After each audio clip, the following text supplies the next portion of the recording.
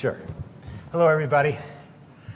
Since we have a relatively sparse crowd, if you want to move closer, you get the information sooner. The people in the back are going to learn late. So, but it's up to you. All right, shall we start? I'm Dr. Rosenthal. I'm a retired psychiatrist.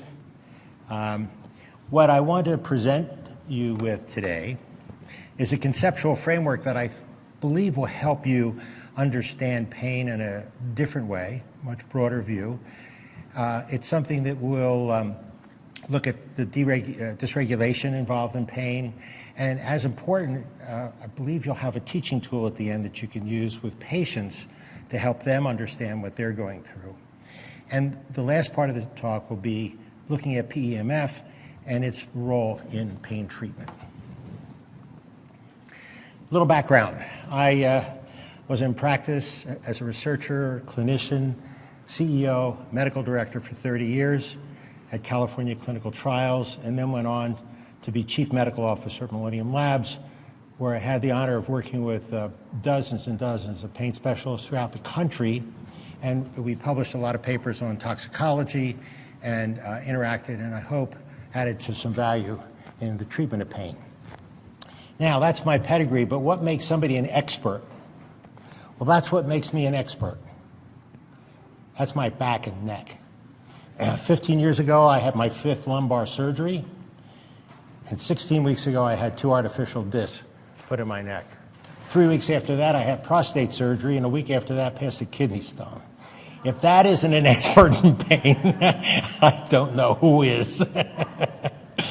But I'm standing up here today talking to you pain-free, not on any meds, and happy to share some of what I think is critical that I've learned and is critical in understanding pain. Now, in the course of my journey, I used a number of modalities, which you're all familiar with. Massage, meditation, acupuncture. I was on opioids a total of about 6-7 days in my entire life, 4 or 5 days before my 5th surgery, and 1 day after the kidney stone. So I have an ultrasound machine at home, an infrared spa, a couple of TENS units, and my introduction to PEMF occurred within the last year or so, and that altered my journey and my thinking about pain, and I want to share some of that with you. Oh, what did I do? My thesis is that we don't treat pain. There isn't anyone in this room that hasn't had pain. We all suffer from pain, but it's the suffering that requires treatment.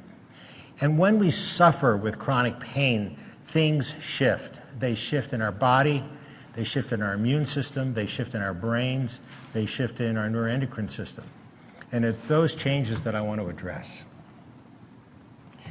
So what is a conceptual framework? Well, to really understand the process, you have to have a roadmap. And I don't care what complex illness you treat. When someone is in front of you presenting with a myriad of complaints and they're writhing in pain and you're trying to gather all this information, or you're in the midst of treatment and they've come back with new symptoms, it's really helpful to have a conceptual framework to work out of. It's also helpful to share with our patients because patient education is part of the healing process. It allows you to know what we may be missing and where we are. Now, don't take pictures or try to write all this down. It's available afterward. We're happy to share this with you. But this conceptual framework is something that allows you to think through where you are in the process of treating someone. It starts with obviously collecting data about somebody's history, and it helps you understand how you can evolve into psychiatric conditions as part of the whole picture of pain. Notice that the history that a patient presents with presensitizes the HPA axis, and that includes genetics, trauma, and we're going to get into all this. That is running in parallel to the peripheral nervous system. So that might be the site of injury, and those signals go up into the brain, and there is crossover and an impact with what's happening in the production of pain and its movement up into the brain and its impact on the neuroendocrine system. We're going to discuss all of this. I want to start with some thoughts about pain and stress in general. The more I read, the more I'm convinced that pain is just one area that impacts the brain in a way that's actually similar to other kinds of stressors. PTSD, chronic depression, chronic anxiety, all have an impact in the brain. The areas that are being processed may be different. They may involve different areas of recruitment, but the net effect on the brain and the net effect on the HPA, or the hypophyseal pituitary axis, is basically the same. So that when you are looking at a pain patient, look at that. The pain symptoms are very similar to what? Symptoms of a psychiatric disorder. There's a lot of crossover. And the reason for that is the areas that get recruited and the way that pain impacts the body. And it is very common, not 100%, but it's very common to see anxiety and depression as sum and substance part of pain. So if we start then with the epigenetic and genetic phenomena. When we were at CCT, we developed an extensive intake form, and I'm sure all of you use intake forms in your practice. And we looked pretty carefully at physical, emotional, and sexual abuse and trauma in childhood. And I will tell you this, those patients that didn't fill out the sexual abuse part, that was more of a concern to me than the ones that did. Because it told me two things. One, it happened, and two, they weren't ready to talk about it. So when you're addressing early issues of trauma and you see reluctance, you've got to be very, very careful about how you pose your questions. You will not get a complete, entire history from a patient on the first shot. You may have to come back time and time again before it begins to unfold, but it is critically important for a variety of reasons. Early trauma activates the HPA system and disables the homeostatic mechanisms, and it's very important that we understand that. This is a slide that is unto itself. I hate slides this busy, but it's important to take a moment and look at it. It's very, very telling that in the history of somebody's trauma, that you understand, first of all, the sex plays a role, the nature of the trauma, the age they were when it happened, because that will determine how that information got processed in the brain, the presence or lack of social supports, and depending on what stage that child has been traumatized, you can activate the limbic system along with the HPA axis, and that locks memories in along with the result, along with the reaction of the HPA axis. What happens over time is you get dysregulation that leads to problems with integrating information. And notice this, that this dysregulation isn't just in the HPA axis, but when it happens early enough in the developing brain, and remember our brains aren't fully developed till we're in our early 20s, plasticity remains into our late adulthood, into senior life, it impacts neurotransmitters. So there's the origin of disruptive behaviors, attachment disorders, etc. In the middle, you can see that the affective processing and it leads to addiction and disruptive behaviors in adolescence and tends toward comorbid use of substances. A lot of these kids are self-medicating at this point.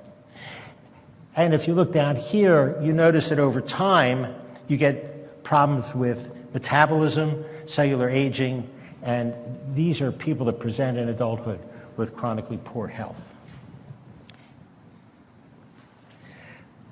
This is a reminder to me that when you integrate the genome with the environment, you can have an impact on chronic trauma by the use of social interventions and treatments.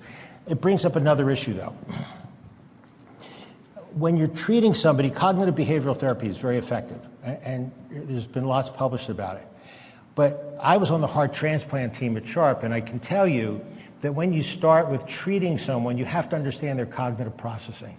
So if you've got a kid, an adult that was traumatized as a child, and they have had some real developmental problems, they may actually have issues later on in how they process information that's in part structural. And you've got to determine that early because you're going to be explaining things to the patient. You want to make sure that they truly understand. Fibromyalgia is an interesting, and I've got a couple more slides on fibro later, it's an interesting crossover between psychiatric and pain. And it really does integrate the change in networks at the structural level of the brain and also down at the cellular level. You get changes in the way information gets processed, and the sensitivity of those nerve fibers then becomes part of the pain syndrome that the fibro patient presents with. That's why you get a crossover with fibro patients and you see such emotional and cognitive disturbance. So this was an interesting study done at the University of Montreal. They had 3,800 kids that they followed for a couple of years from 7th grade on. And they were cannabis users, and some used alcohol. The take-home message here was that cannabis had a much more deleterious effect on the brain, was much more neurotoxic, worked on inhibitory control and working memory. Yes, alcohol affects the brain, but it looks like early exposure to cannabis is even worse. Now, on the HPA axis,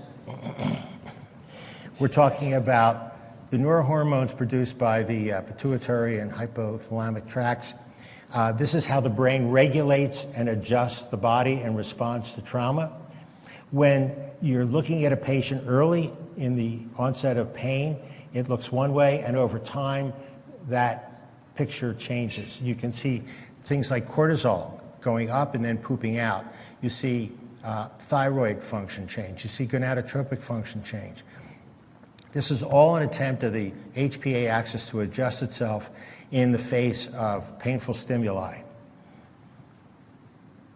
Hormones, everybody in this room understands. They work by carrying the messages to an end organ and affecting its metabolism. But hormone production, as I said showed you in my cognitive framework, is dramatically impacted by things like sleep. And here's how it's impacted by childhood trauma. There was a study done that looked at women that had been abused and had depression. And it looked at ACTH production. And the upshot was that ACTH looks like it's an echo of childhood trauma. It remains elevated in the adult. So if you have women that have been abused with or without depression, the impact of ACTH on the adrenal glands is different. Abuse, physical and sexual, along with depression, will produce 6-fold increase in how much cortisol is put out by the adrenal glands when stimulated with ACTH. And an elevated background ACTH may be an indicator of childhood abuse. Well, you can't talk about stress without mentioning the immune system. So there you are. The elevation of cortisol production is an anti-inflammatory. When you have an injury, it goes up initially to try to control that inflammatory process. But over time, it runs out. And then you get changes in the immune system and additional inflammation. I want to spend a moment on this slide because it makes a point. So I showed you in the conceptual slide that the peripheral nervous system is sending information up to the brain and crosstalks with the HPA axis. And that's the point that's made here, that the information goes up into the brain and is stored in a variety of areas depending on the type of trauma or the type of pain, and then comes down through the HPA axis and impacts the production of hormones. So there's a cascade effect from the PNS up to the brain, and over time, it makes changes then to the end organs.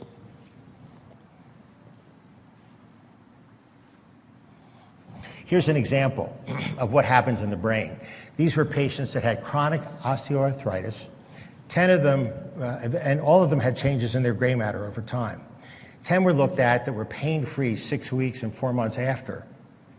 And lo and behold, those changes in gray matter were reversible. You can see the same kind of effect with chronic anxiety, chronic depression, PTSD.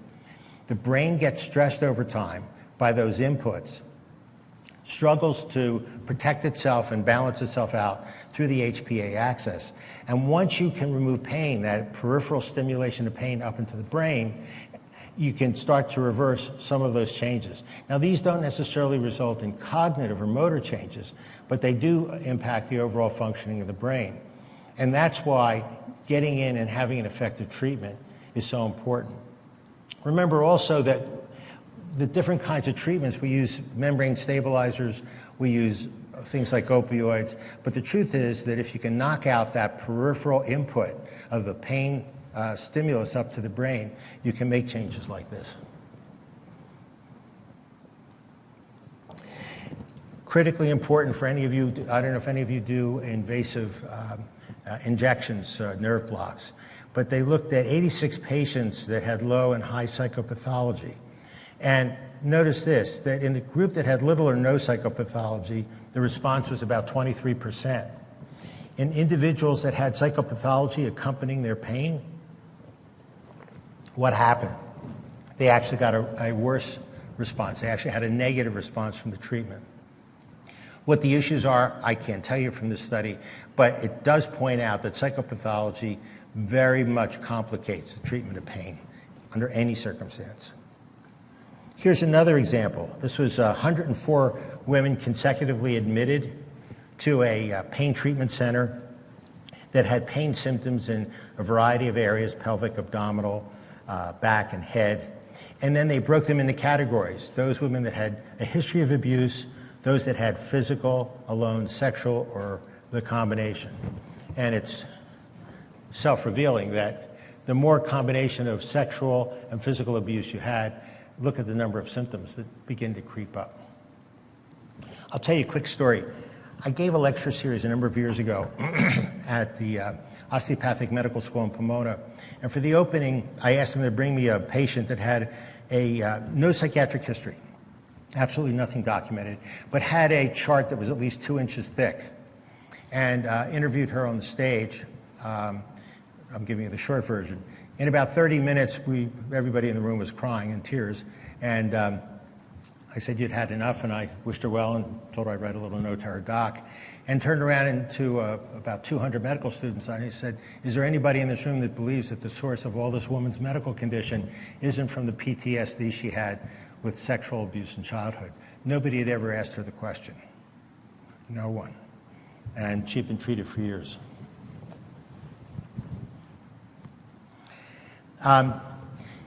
Forrest Tennant is an interesting guy. He used to practice. He's retired in Southern California. He wrote a very elegant article about the impact of pain on the end target hormones and their levels and how you could see changes over time. Forrest had the proposal that in chronic pain patients, you could probably help them get better faster if you replenish some of those. So he started treating people with ACTH, pregnenolone, cortisol, and found he could dramatically lower the amount of drug that these people required.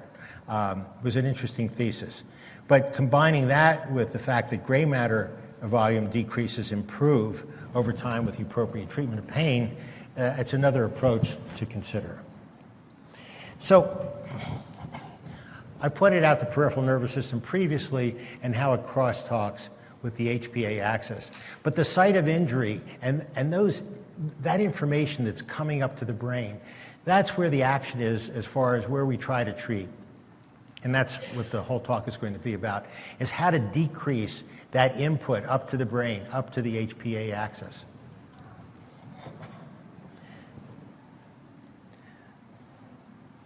So what happens? When you have an injury, cells do a couple things. They begin to break down and they release substances that are designed to do a number of things. They're designed to increase the immune response locally to protect against infection. They release substances that are designed to bring in new cells to try to promote a matrix for healing. And they also try to release things that will help the cells themselves survive. Those cells get leaky, and that's really what happens in an injured cell. You've got an ionic barrier. You've got a differential potential between one side of the cell membrane and the other. Those are called pumps. You've got ionic pumps that are working all the time. When you injure a cell, those pumps begin to fail. You get leakage of these materials into the area, you get swelling, which is recruitment of vascular substances to try to help the healing. At the same time, you're sensitizing nerve endings to send that information up to the brain. And there's two types of fibers, and this is a point worth noting. The very immediate fibers are also tied to the immediate response, so that in an acute injury, if you burn your finger and withdraw it, that's happening at the spinal level. You don't have to think about that. There's not much processing that goes on. But the slower fibers take information up, and it's put in different areas in the brain. And that's done so that you can remember what happened and you don't do it again. And it's also done because it recruits different parts of the brain as part of that response. So the slower fibers are not localized, highly localized in the brain. Over time, that acute injury where you say, gee, it hurts here, in the brain gets reflected into wider areas. That explains one reason why if you do nerve blocks, a lot of times they're not successful, because you're pushing on different areas and you're saying, does it hurt here? Well, I'll inject a steroid. Well, yeah, you might be injecting where it hurts there, but that may be a reflection of the fact that it's not localized in the brain, so you're not really hitting the area that is the most inflamed. I hope that's clear. So here's a model for the PNS response, and it's what happens when we damage our skin. Platelets released, cells begin to break down, and there's a vascular response. You get heat, you get swelling. That's the recruitment of getting as much fluid in the area to begin to bring cells in that are immunoresponsive, that begin to phagocytize, destroy tissue, and rebuild that matrix. That's the whole purpose for the PNS response. Now, is there a holy grail in this concept of sleep? So let's come back here. Concept of pain. So we've talked about the HPA axis having prior sensitivity and impact through childhood. We say that it works on end organs in an attempt to maintain homeostasis in the body. That when it becomes dysregulated, that's when things begin to break down, and you get changes in mood, you get changes in immunity. The peripheral nervous system all the while is sending these stimulating signals up to the brain that help the immune system, the HPA axis, continue to put out substances that help with the healing at a macro level, and at a microscopic level, you've got the injured tissue trying to heal itself. That's the picture. Now, where does sleep play a role?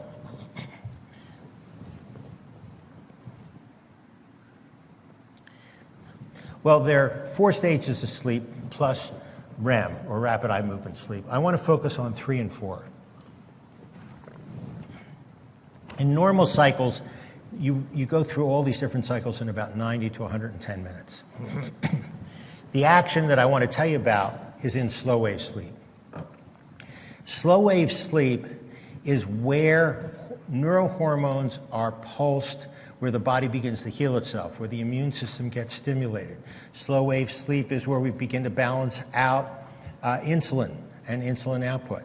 So as long as you have a normal cycle in slow wave sleep, you will continue on the path of healing. But what happens with pain is you get mini arousals. We're all sitting here in alpha, okay? We're awake. Now, your alpha might be 7,400, yours might be 76, but it's in that spectrum of wavelengths, of frequencies. When you begin to have wakefulness in the middle of slow wave sleep, you get something called alpha intrusion. So you begin to wake up, that disrupts that normal hormone production.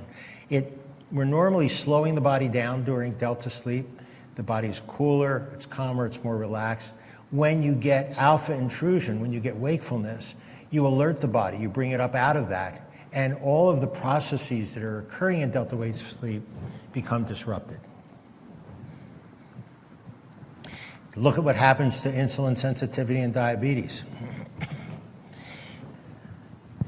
If you go for 7 to 8 hours as being a normal cycle and with normal cycles of REM and non-REM sleep. If you go down, the further you go down, the more you tend toward diabetes and impaired glucose tolerance. Interestingly enough, if you get too much sleep, you also get a disruption in the same processes. But the take-home lesson here is that as we sleep less, these functions break down. Now, what happens? And these are objective findings in pain patients. Sleep fragmentation is just what I said. The normal cycles get broken up.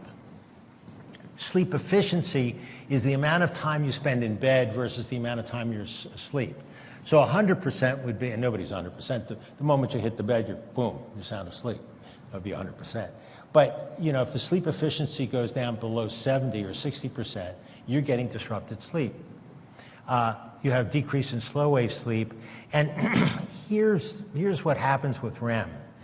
REM doesn't play as big a role in pain necessarily as delta does. But when you have traumas, that's where they play a role, because those traumas and the recollection of the traumas and the impact of the trauma will disrupt REM sleep. So if you have a pain syndrome layered on top of a trauma, you get a disruption in all those stages of sleep. And there is an error here. What happens in this situation is you get low cardiac variability. High cardiac variability is actually good. You want that. But it begins to decrease in the face of chronic pain. So I mentioned REM is dream state. It approaches and looks very much like wakefulness when we're asleep. Our eyes are moving, our temperature is up, and we're consolidating information. But PTSD and trauma of any kind will disrupt that. Look at the bottom. The opioid crisis, we all know it doesn't require any discussion. But what's fascinating is opioids actually make pain worse in many respects. We think of opioids as a sedating drug, but they disrupt sleep. So do some of the serotonin drugs. So many times we're giving drugs to treat pain or to treat ancillary conditions, and we're disrupting sleep. And I got to tell you, if people aren't sleeping well, there's no way you're going to get them healthy. It's just not going to happen. It requires intact sleep cycles. Here's, I told you there'd be more about fibromyalgia. Look at the crossover here between fibromyalgia and obstructive sleep apnea. I mean, they're basically the same disease if you compare objective findings, or subjective complaints on each. I have a very dear buddy that studied fibro for years, and he claimed to me that fibro was a sleep disorder of alpha intrusion and slow wave sleep, and he was able to cure it. There was one problem. What would cure it was gamma hydroxybutyrate. Do any of you know what that is? He started studying it before it became labeled as the date rape drug.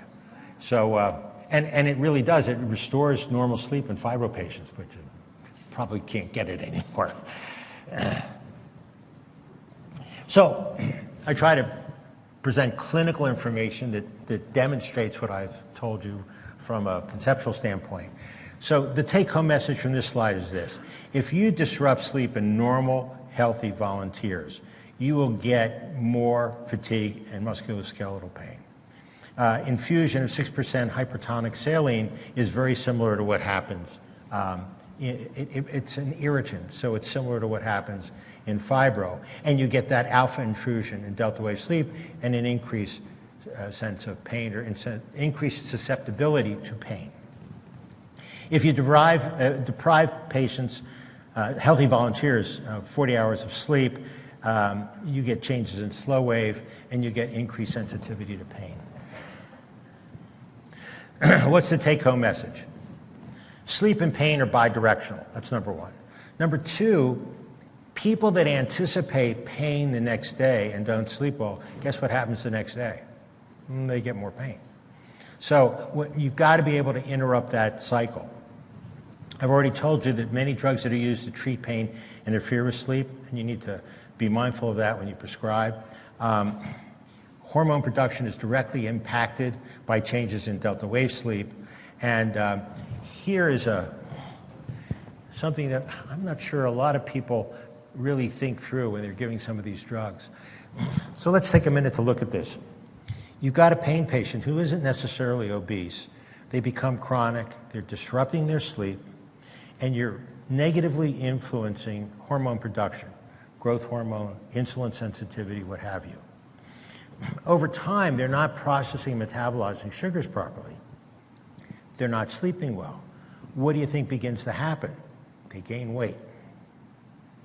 As they gain weight, the more chronic they become, they tend toward what is one of the problems you get in weight gain, obstructive sleep apnea. What does obstructive sleep apnea do? It changes the dynamics of your breathing, lowers your metabolism, makes it harder to lose weight.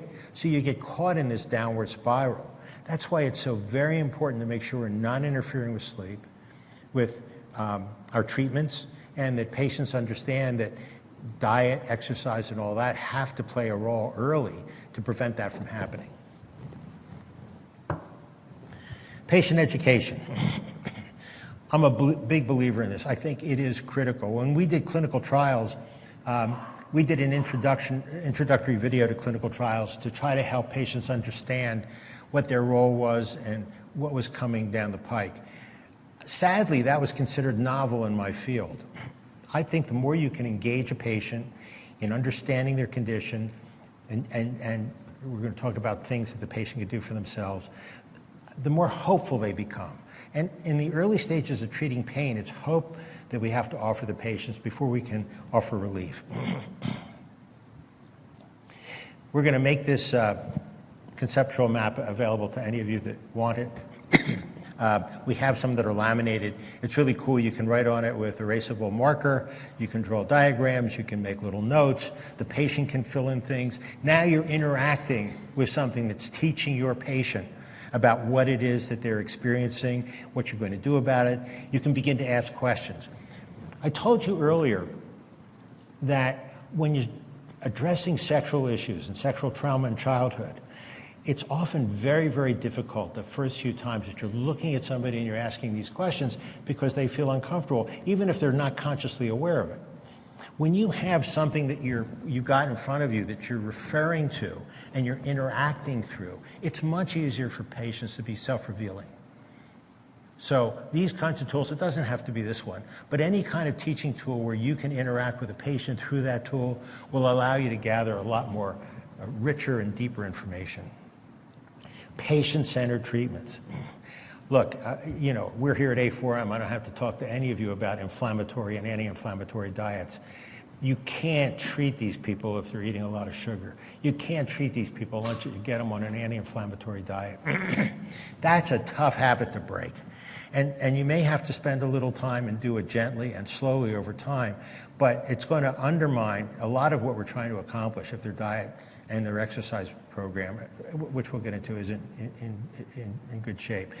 Anything that a patient can do for themselves, any one of these things to start with, will empower them to take charge of their care and to have some hope. What did I do? Okay. All right, so now we're going to talk about why we're here.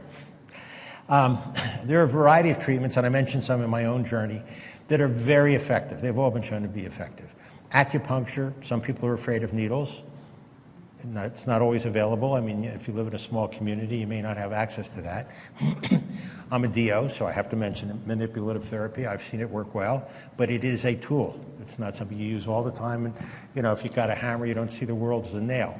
It's perfectly reasonable to use when it's appropriate. Pain patches are the new thing. You see them on TV all the time. They work for some people. CBT is very effective. It's been shown in numerous studies to help patients in pain. But you have to be selective. You got to make sure that the cognitive part is intact. And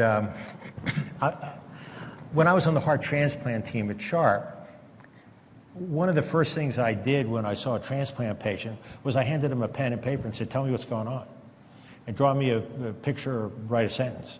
And you would be amazed at the cognitive distortions. Now, granted, those people had, in many cases, diminished cardiac output. But having a patient tell you in their own words and then trying to correct that is very important. And testing for their cognitive ability to deal with the information you want to use if you're going to use cognitive treatments. TENS units, they're a dime a dozen. You know, when I first started doing this, TENS units were expensive. You can get them on Amazon now. They require electrodes. Some people are allergic to the electrodes. They have a variety of frequencies and intensities, and you can't always get a consistent result. TENS units create anesthesia. They don't heal. They don't treat the underlying condition. PEMF is very interesting because it does just that.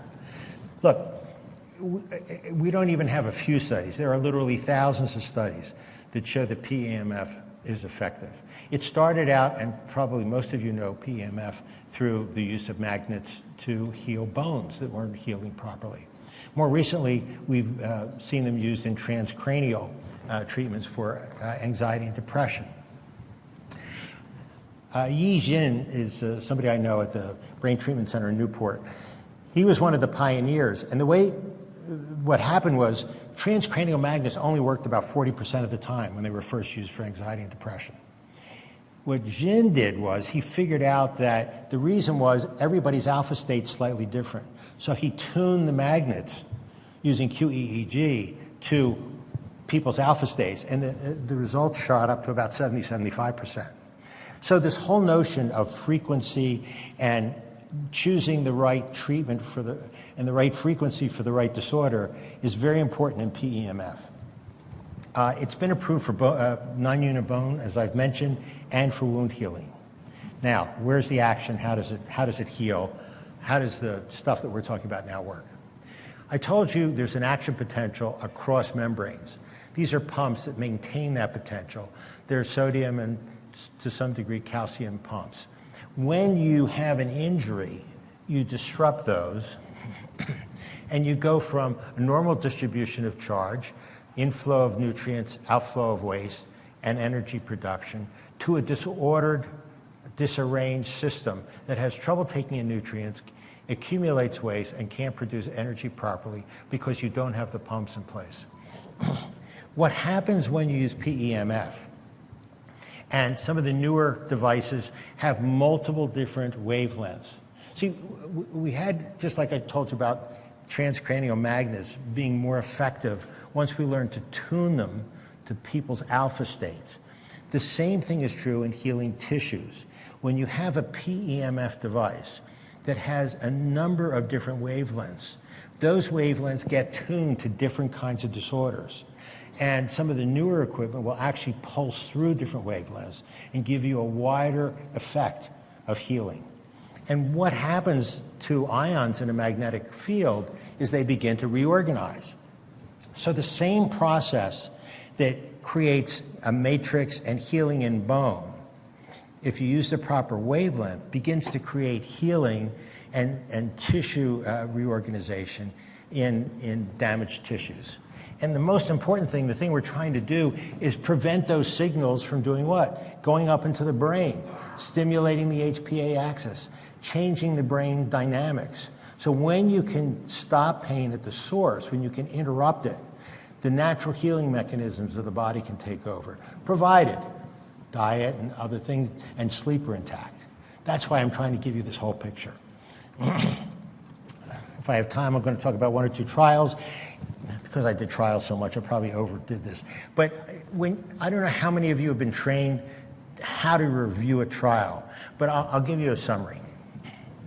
A negative trial is one where you got the placebo group didn't respond, and the treatment group failed to respond. And you got noise, you can't tell. A failed trial is when the placebo group responds as well as the treatment group does. And a positive trial is when the placebo group doesn't respond and your treatment group does. It's as simple as that. So here's a situation with 60-some patients. PEMF was used in osteoarthritis of the knee. It was a fixed frequency for this particular study. And look at the result. Nice separation. Look at this. You got a really lovely treatment effect, and you didn't get a response in the placebo group. That is a successful trial. And when you're reviewing trials, you want to make sure that there's that kind of differential in the treatment and placebo groups. Here's another group of fibromyalgia. The thing we said was the interface between psychiatry and pain. 30 minutes, 2 30-minute treatments a day, 52% reduction in life functioning, because one of the problems with fibro is pain, but it's also how these people can function in their lives, compared to 11% in the sham group. Another one that showed a threefold decrease in pain, 56 patients. I know I'm running out, so I'm going quickly. We did a proof of concept trial with our device. I can't give you all the data because it wasn't a peer-reviewed group, but what we did that a lot of trials don't do is we took all comers. So it was pain in the knee, pain in the hip, pain in the back, but we didn't exclude people. So a lot of trials will tightly control the folks they let in so that they get a little bit better response because they limit the variables. We didn't do that. We wanted to see if we'd get a signal. And sure enough, our placebo group did not get better, and most of the people in our treatment group did. So we know that we're onto something. This is just more of what I told you about what PEMF does. And finally, we talked about how it affects the individual cells. How it affects tissues is just important. Because of the reorganization of the tissue, much like you see in bone, you get decreased inflammation, better vascular flow, better inflow of the important ingredients for healing, support of the local immune system.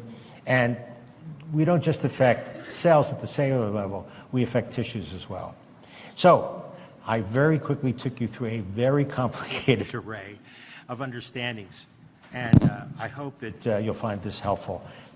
We talked about the HPA axis sensitivity, the impact on mood, how the peripheral nervous system interacts both at the direct level with the HPA axis and through the brain, and how important a patient's history is.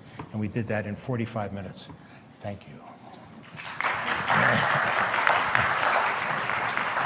That was Dr. Murray Rosenthal. Thank you very much. One other thing, Dr. Rosenthal, if our participants are interested in some of your teaching tools, at which booth may they find you? Oscar, and we're at 6, where are we?